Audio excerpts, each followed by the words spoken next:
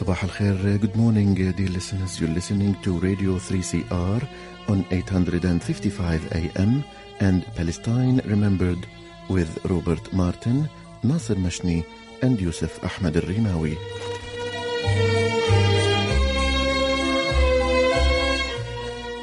Palestine Remembered is Australia's only English language radio program that is totally dedicated to Palestine.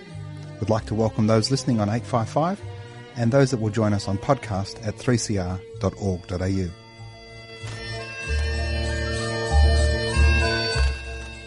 Thanks for joining us. Stay with us and enjoy the episode.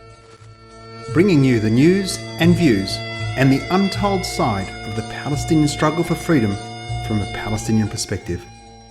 Welcome to another episode of Palestine Remembered. Today I am happy to introduce you to a dear friend of Palestine, Mr. James O'Neill, who's a barrister and a former academic. Mr. James O'Neill. Good morning, James. How are you?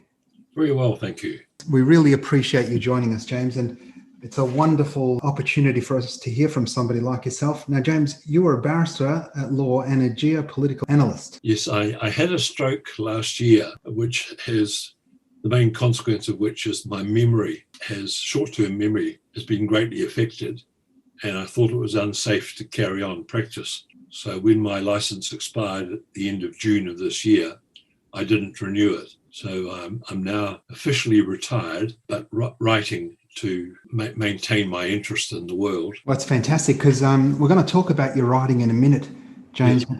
Take us through your history. I mean, sadly, it's rare for Anglo-Saxons, and I know you're a Kiwi, which makes you a little bit better than the average bear, for Anglo-Saxons to come to Palestine. Take us on your Palestine journey, James. Well, like a lot of New Zealanders, I didn't know much about Palestine or take, frankly, very much interest in it until in the early 1970s, I was lecturing at the University of Bergen in Norway, and I became friendly with an Englishman who was in the history department, and he basically was responsible for my education about Palestine, as I say, about which I knew precious little. And ever since then, I've taken more of an interest in what's happening there, and in particular, of course, the appalling treatment and disregard of the rights of Palestinians, and the total ignoring, in fact, of international opinion as expressed in the United Nations and elsewhere for what Israel has done and is doing to the Israeli people. To the Palestinian people. James, was there any one particular thing? Because often it's one thing. Now, you're in an academic world, so perhaps it's a little bit different, but like people that I've met along the journey, it might have been Gaza invasion, it could have been the massacre in Sabra and Shatila. Was there any one individual act? No, it was really a cumulative process. As I say, I started off with very little knowledge in the early 70s and gradually increased that. And the more I learnt about what was going on there, the angrier, in a sense, I became at what was happening. You referred earlier on to our something I had written.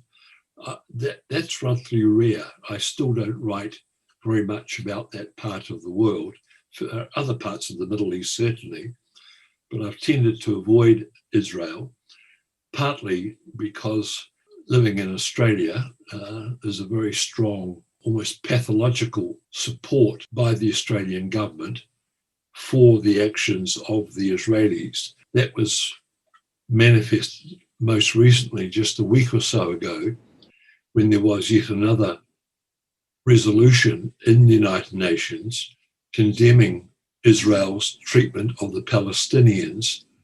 It wasn't reported in the Australian papers, but there were 8 votes in support, 8 votes against the motion. There were 40-something abstentions and around 140 voting in favour.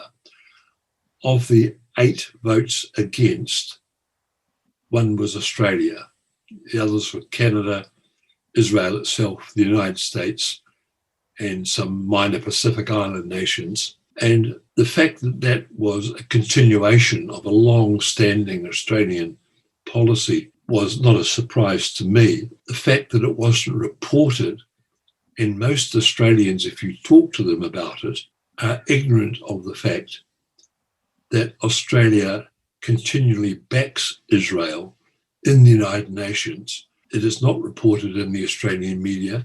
They treat it as, I'm not sure what their motive is, but perhaps it's embarrassment at being such a minority supporter of a frankly racist and violent regime. We should make a mention, James, that Marshall Islands, the Federated States of Micronesia, Yes. and Nauru, those three countries have got a combined population of 170,000 people.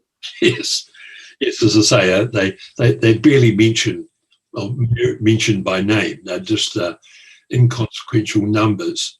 The fact of the matter is the overwhelming majority of members of the United Nations, both in population and in actual numbers of members, overwhelmingly supported the motion which condemned yet again the actions of Israel. And of course, yet again, it had absolutely no consequences on the behaviour of that country. For example, it continues to occupy Syrian territory. It has done since the 1967 war. That's contrary to international law. Never mentioned in the Australian media. Never, ever mentioned. It really hurts my head that a country like Nauru with a population of 12,000, I mean, the reality is Israel will arrest and release something like 12,000 people this year on top of the sort of 8,000 they keep in their dungeons, annually Palestinians in their dungeons. Yes. That a country with a population of 12,000 people actually has some form of legitimacy, or it has the legitimacy to vote on a simple question. Yes. And that resolution you're talking about, James, for our listeners, is the peaceful settlement of the question of Palestine. I mean, it's not really a controversial statement there. Surely that should be something that's unanimous. I'm not fussed about the fact that three very minuscule nations voted with their colonial masters. The fact of the matter is, the overwhelming fact of the matter is, that the vast majority of countries in the United Nations supported the motion, and it was opposed by Canada, Australia, and the United States and Israel.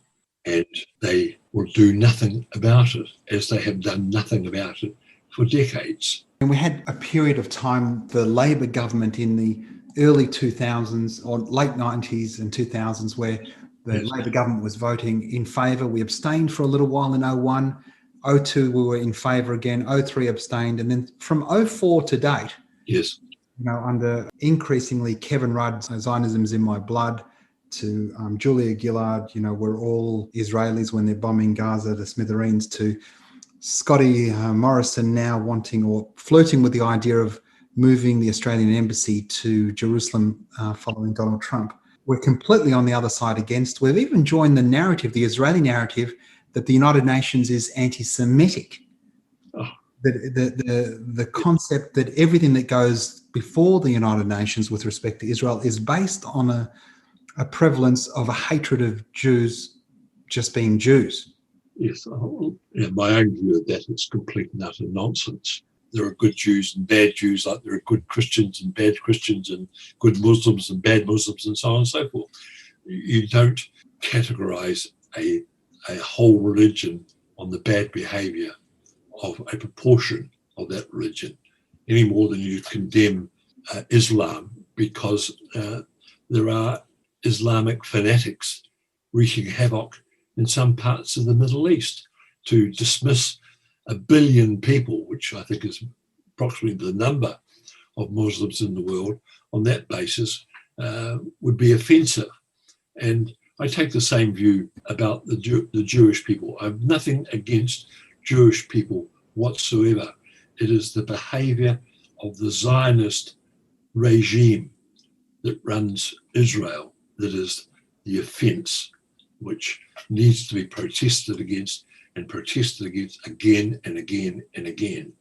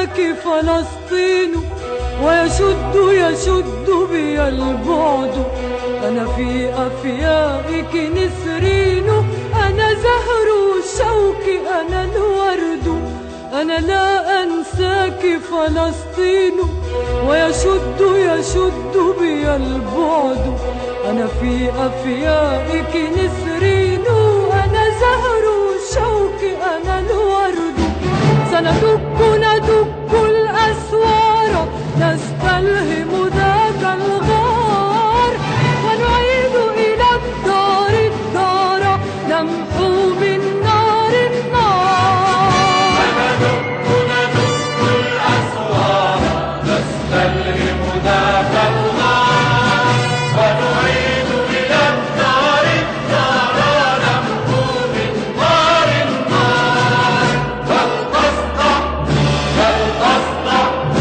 أبواق أجراس تقرع قد جن دم الأحرار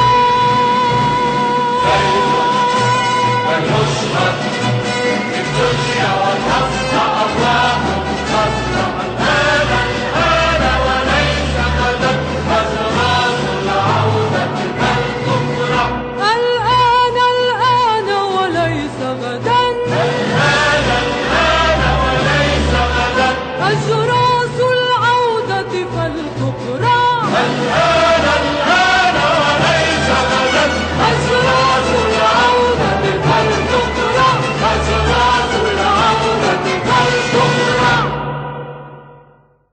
For lovers of Arabic music, that was the imitable Fayrouz with Ana la Ansaki, Ya Palestine. I won't forget you, Palestine. Now, just a couple of ads and stay tuned. Hi, Man's here from the Djapirong Embassy. On October the 26th, after 2.5 years of defending sacred women's country, the embassy, family, friends and supporters were forcibly removed from country by Victoria Police. The Andrews State Government, alongside Major Roads Projects Victoria, have begun their violent attack to desecrate the sovereign lands of the Djapirong to make way for the duplication of the Western Highway between Buangor and Ararat. There are many old growth trees, one significant tree in particular, a 350-year-old yellow box gum, the directions tree. She's a placenta tree who holds the DNA of the Djapirong ancestors. She was felled by chainsaw at the hands of a government that is asking for a treaty with its First Peoples. The embassy and its frontline protectors are calling out for your help. To find out more, including how to get to the embassy to help defend on the ground, visit the Djapirong Heritage Protection Embassy's Facebook page. Educate yourself, donate to their Chuff campaign, and spread the word. 3CR supports the Djapirong Heritage Protection Embassy. No trees, no treaty.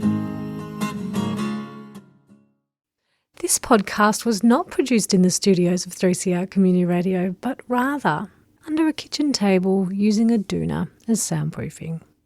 But that doesn't mean the station no longer needs your financial support to stay on air. Our community is not just studios and microphones, it's people.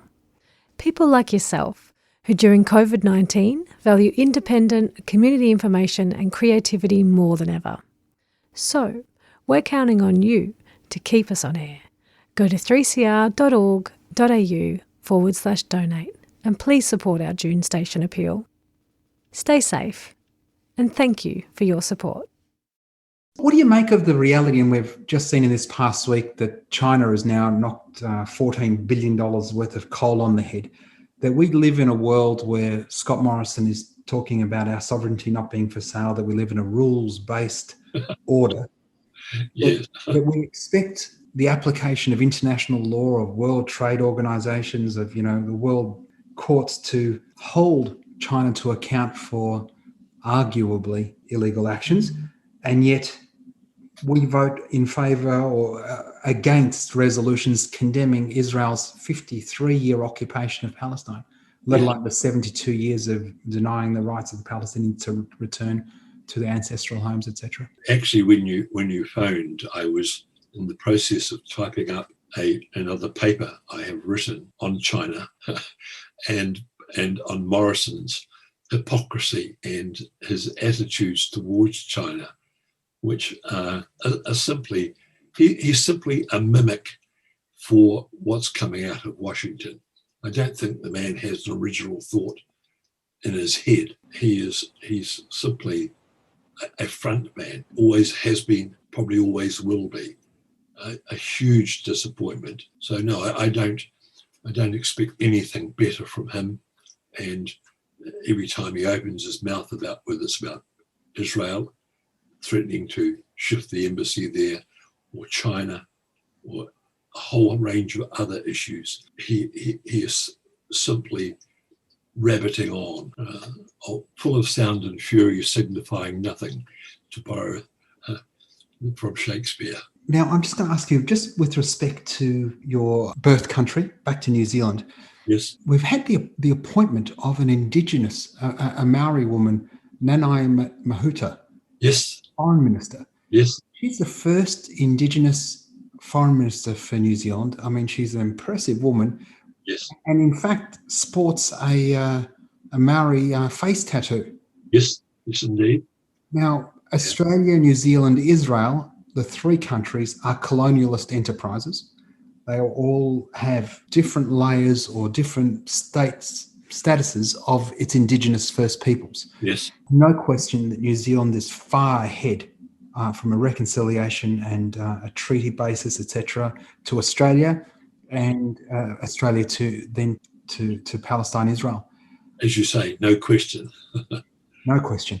What are your hopes there for Nanaia Mahuta and New Zealand in a world context, in a Palestine context? What do you think might happen there? I don't know what her view on Palestine is. She's only just recently in the job. But what I have heard her say, she has taken a different stance from her predecessor, who was a member of a minor party that were in Winston Peters, yep. Winston Peters, who's now out of Parliament. She is marking a space for herself. And just yesterday, I think it was, she made a statement which distinguished herself from the other members of the so-called Five Eyes group of people. So I'm very optimistic that New Zealand will increasingly assert that independence. It doesn't need the Five Eyes. It's a hangover from literally decades ago. Cold War, yeah. Yes, in the 1950s, I think that deal was signed. New Zealand has always taken a different view. I say always, certainly in the last 30 years, it's taken a different view from the other members of the Five Eyes. It maintains good relationships with China, which is very important to it economically. And in subtle ways, like the statement by the new foreign minister, it's distinguishing itself on its views towards Israel and a whole range of issues. So I'm very optimistic that what she is doing. She clearly has the support of the Prime Minister. So it's a case of watch this space, but I'm cautiously optimistic at this stage. Well, fingers crossed. You know, we know the parallels all too well between the struggles of our First Nation peoples here in Australia, the Indigenous Palestinians in Palestine, and as well the First Nations people of New Zealand. Well, New Zealand is light years ahead of Australia in terms of its treatment of the Indigenous people. They are an integral part of New Zealand society. There's huge intermarriage. They are represented in Parliament in greater numbers than their proportion in the population would nominally suggest. They dominate the All Black rugby team. Just to take one illustration, and the appointment of this lady as foreign minister, I think is hugely symbolic also in terms of, although Peters himself was also Maori, but it's hugely symbolic. There's a word used amongst black fellas, you know, the coconut. Winston Peters might have been the whitest Indigenous person ever to grace the earth. Yeah, I have to declare a personal interest. I've known Winston for the best part of 40 years, and we don't belong to the same political party. I don't support the National Party, or as he then was, or even his new party. But he's an interesting man and more complex than people give him credit for. Okay. I apologise then if I've not given him his due. No. So one of the things, I certainly wasn't young enough to really participate too much in the anti-apartheid movement in the 70s, though I did attend marches and stuff with my parents in my youth. But I do recall, and certainly in my readings, just how strong that movement was in New Zealand. Yes. And whether it was the Springbok tours, etc. Now we've had the situation with the Rainbow Warrior and the French bombing that ship, many years ago in the 80s. Yes. To now an Indigenous woman being foreign minister. Am I being too optimistic to hope that what Israel craves is normalcy? Don't talk about us. We're just like every other white country. What they hate is being outed.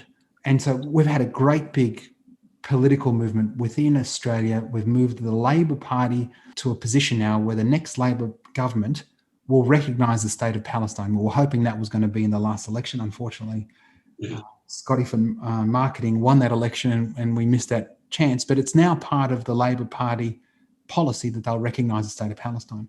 Mm. And we've had some Scandinavian countries do it. What we need is the middle powers to be moving towards that space, because we need to isolate Israel. We need to isolate that apartheid regime. We need to boycott, divest and sanction it, as we did apartheid South Africa. Am I being overly optimistic in hoping that between Jacinda and now Nana Mahuta that we might be moving towards something like that? I think that you are, frankly, optimistic with regards to Israel. As long as it has the support of the United States, it is unlikely to change either its attitude or its behaviour. Okay. So if you want to change Israel, you have to change America. Yeah. And that's a much bigger task. It is a much bigger task. Though we're getting some of the stuff we're seeing out of the United States, whether it be Peter Beinart, who's a very staunch Zionist royalty, if you will. He's come out now in favour of a one-state solution, going from where he was, and he's an observant Jew, keeps the Sabbath, where he is today. So we're increasingly seeing that, and we know amongst Democratic supporters that the majority of Democrats now support the establishment of the state of Palestine. The majority of Democrats, registered Democrats, support sanctions against Israel if it doesn't allow that to happen. The two-state solution is a pipe dream, in my view. It always has been. Yeah. And people who profess to espouse it are simply paying lip service. It's not realistic in terms of the size, in terms of the economic capacity of the area. The fundamental problem is the insistence on having a Jewish state. If they were to get rid of that concept, just accept that Israel could exist as a unified state with the Palestinian people playing a functional role in that state, that's then the best prospect, I think, for peace. As long as they maintain the separation, there'll be endless fighting, endless killing, endless suppression, and we go nowhere. Yeah. Go nowhere. A binational state where there's separation of church and state. Yes, it has to be a secular state. Secular state. We can create a constitution that allows for that separation and protection of all the peoples within and their right to celebrate their God, however they might, the right to free expression, etc., etc. So exactly, that to my mind is the only feasible solution. Well, we're in screaming agreement there, James. One of the things, interestingly, about that word, I should live long enough to see it. That's not a question. It's certainly how I end my prayers each night, James. Those numbers amongst registered Democrats in the United States, and even amongst some Republicans, is that in the absence of a two-state solution, which is now, as we both know, impossible based on the fact that there's 750,000 Jewish settlers dotting the West Bank and connecting roads and infrastructure that would make a contiguous Palestinian state impossible if it was ever to be realised anyway. If a two-state solution couldn't be realised, the overwhelming majority of those people actually support a one-state solution. Yes. And amongst Jewish people, increasingly the Jewish youth movement is moving away from Zionism. Yes. The died-on hardcore Zionists, if you will, they are, 90% of 70-year-olds, 88% of 60-year-olds. But then when they get to the under 40s and 30s and 20s, it's sort of like 50-50. So, Yep. There's cautious grounds for optimism, but it's not going to happen quickly, in my view. I agree with you. It's not going to happen quickly. The thing that we take hope in, James, is that all of a sudden Nelson Mandela walked out of jail. Yes. There was a whole lot of work, but nobody thought the day before that was going to happen. No. The scales of justice tip quickly. They can indeed. And I sincerely hope that we're both alive for it, my friend, and we can enjoy a cup of coffee or beer in Jerusalem. Well, I'd like to think that would happen in Israel, Palestine, but I'm not optimistic, frankly. It probably won't happen in my lifetime. But it is the only feasible solution. It is the only feasible solution. I agree entirely. James, we've only got a couple of minutes left. Right. Have you ever experienced any challenges for your Palestinian views in the academic world? Or No. My academic career, which ceased some 30 plus years ago, and I've been a full-time barrister ever since. No, it didn't. It was not part of my academic life, so it didn't come up really. Well, James, thanks so very much for joining us today, and we look forward to hearing about much more of your work. What I'll do is I'll publish in the podcast James's article, which is Australian Voting in the United Nations General Assembly Reveals Some Unpleasant Realities. Thanks again, James, for joining us this morning. Thank you very much for having me. That was James O'Neill, barrister and geopolitical analyst. Well worth looking him up on the Google there and reading some of his other work. A significant intellect and well worth looking into. That's our last show for the year. Boxing Day today. Merry Christmas to those that celebrated. Happy New Year. Wishing that 2021 is a better year for us all, that we're out of the COVID misery, though I'm really worried that won't be the case. I'm sure that's concern held by most listeners wherever you might be in the world. Our heart goes out, of course, to those Palestinians in Palestine suffering under the brutality of the Israeli occupation, whether they be inside 48, East Jerusalem, the West Bank, and in particular those Palestinians in Gaza.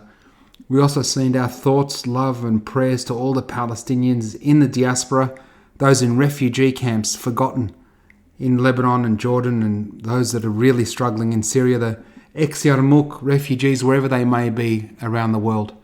You're in our thoughts and prayers, and inshallah 2021 brings us hope. If nothing else, at least the orange beast will have left Washington.